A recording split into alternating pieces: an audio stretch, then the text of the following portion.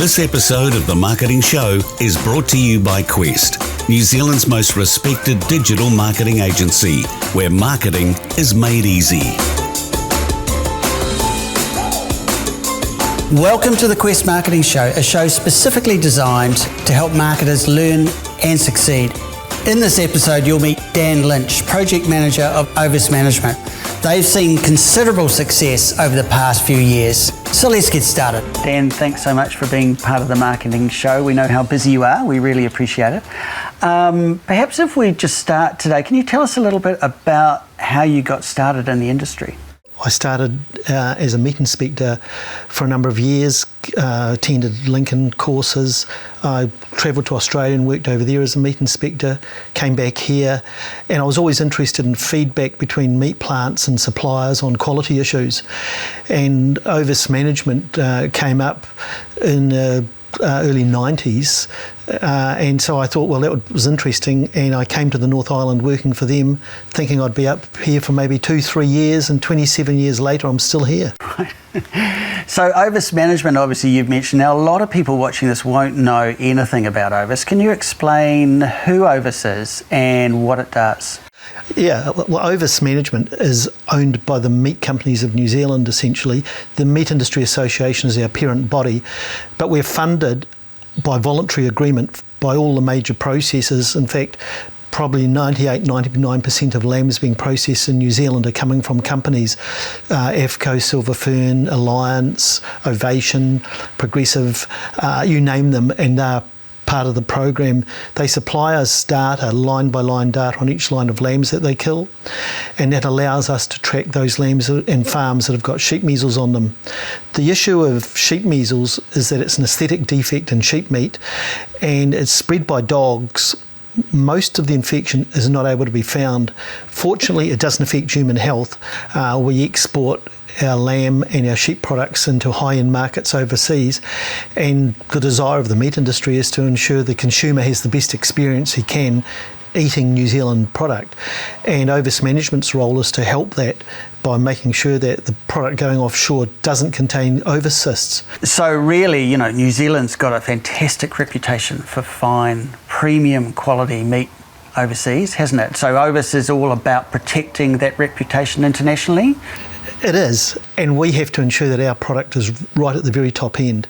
And sheep measles / ovis is abscess deep in the meat. It's a parasitic cyst.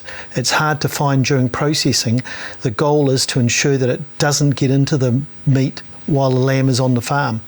And the best way of doing that is controlling dogs on farm, making sure dogs don't get access to raw or untreated sheep or goat meat, and importantly that dogs are treated so they can't become infected, and external dogs are restricted coming onto farms so they can't spread infection.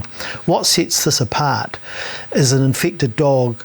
The tapeworm inside the dog sheds such a volume of eggs onto pasture that one infected dog can contaminate a large area extremely heavily.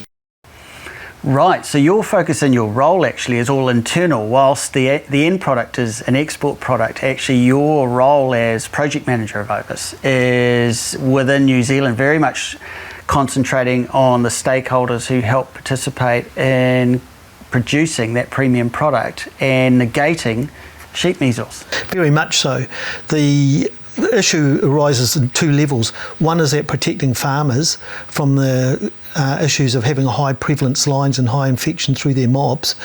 We have farms that have lost tens of thousands of dollars as a result of heavy infection.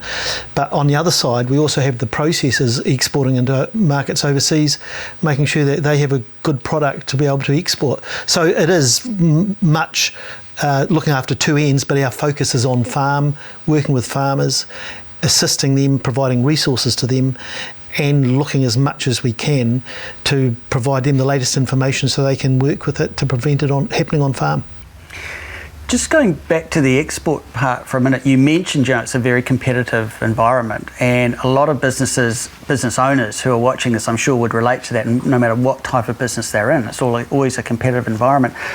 Who are New Zealand's key competitors when it comes to meat exports globally, let's say to Europe? If we look countries like Australia, exporting overseas, we have other countries through Ireland, through the EU, English internal competition from New Zealand exports a lot of lamb. A lot of countries consume their own lamb, so we're competing against their own internal producers, and there's always a preference in this changing world of eating locally or consuming locally in food miles.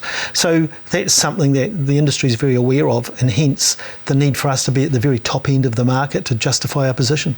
Changing tack a little bit, thinking about when you started in the role, you would have had a range of challenges, I'm sure, as Ovis brought you on board. Some of those would have been internal systems, and then obviously there were some marketing areas as well. But thinking internally, what were some of your biggest challenges when you took over your role? When we took over, we were working from a base of the industry decided it didn't want a pest management strategy. It was going to cost too much, which would have given some legislation behind a program to control sheep measles. The government had just reduced or withdrawn the Hydatids Act because true Hydatids in New Zealand was on the verge of extinction, but sheep measles was very much active in providing an issue. The government said it's up to industry to sort out. So the meat industry was left trying to figure out how to deal with this problem within its processing chains. The options of going for a biosecurity program didn't exist due to the cost. The scientists and the epidemiologists looking at the way this parasite reproduced said without a control program, you won't control this parasite. We didn't have a lot of money, so it was the old saying, we didn't have any money, so we had to think about how to do it. We built a database from scratch that, of the sort had never been built before. External contractors said it would cost around $70,000. We did it for $17,000. We got the meat companies to come aboard and have the confidence to provide data into a database that was secure and protected their customers. We have the Privacy Act that we had to deal with. So we had a lot of internal stuff, and with thinking on our feet how we could make it work. We had a very small group of people. I was the only full-time person. I was reaching out, bringing in external expertise, and the meat industry, the support of the companies behind us without any formal agreements was key to making this happen. And I think most importantly, New Zealand farmers coming aboard enabled us to go ahead with this program. Right, so in actual fact, starting pretty well from scratch there with databases was a key part of, and those databases presumably were farmer databases and various sectors, plus some of those stakeholders, as you said as well, doing the kill. We were fortunate, MEF, or now Assure Quality, had an agri-based database that we were able to utilise, and the meat companies provided us line-by-line data, and we merged the client number with the agri-based number. But as I said, it hadn't been done before. It was a leap of faith by the meat processors to bring this together. But by doing this, it enabled us to target farmers that had problems and provide them resources, work with them, create awareness. It was challenging, but I don't think we realised what we were taking on when we started, so we just pressed on. So prevalence actually is a key part of that as well, really looking at, how often are we seeing this occur and looking at those trends and then working on how to negate that. Oh, very much. We have this bottom figure. One other challenge we faced along the way is that meat inspection changed the way it recorded the data and captured the data, and we had to go and gain into agreements with processors and with MEF or Assure Quality and the meat inspectors to ensure that we had a quality of data, and we had not only that, we were capturing information that was key to being able to inform farmers and give them information to work with. That challenge hasn't stopped. We have something like 32 plants providing us data. It's always an ongoing challenge out of different systems, but the industry coming in behind it has been critical to the success of the program. So once you've got your setup, your baseline data, as you just said, thinking about then how you communicate that to market, you really had a marketing challenge by the sounds of things. So what were some of your first steps and forays into marketing and seeing whether you could find a suitable partner to help you move forward? Well, for a long time we worked on our own basis. I think one of the most salient times was going into a marketing company in Wellington and asking what we should do to address how we put this out to New Zealand farmers, this issue, and got it in front of them. And the person we were meeting said, well, to change New Zealand farmers' attitudes with a program and a promotion program, you'll need at least $1 million. And this is back in the 90s. And I left the meeting thinking, I've got $20,000 to do this. We just had to go out hard and front up at shows, field days.